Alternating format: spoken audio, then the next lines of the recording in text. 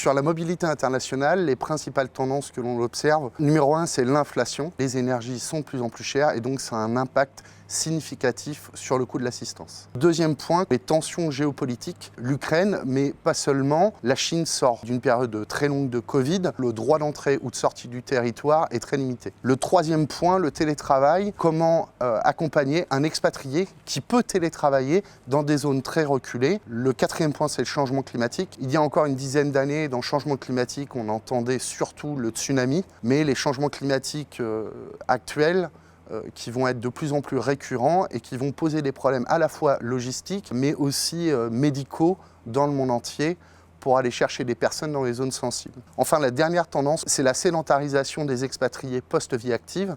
Il y a 20 ans, les expatriés, à la fin de leur vie active, rentraient dans leur pays d'origine.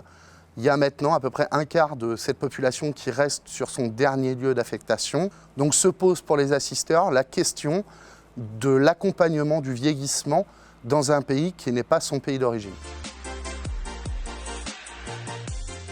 Le groupe IMA, en concertation avec ses experts médicaux, a développé une offre qui s'appelle Global Support, qui est un produit d'assistance à destination des grands assureurs, de nos partenaires mutualistes. En fait, c'est une gamme de produits d'assistance internationale apportant à la fois des réponses médicales et aussi des réponses sécuritaires. Réponse sécuritaire nous semblait très importante dans le monde dans lequel on évolue. En fait, les problèmes sécuritaires vont être de plus en plus récurrents.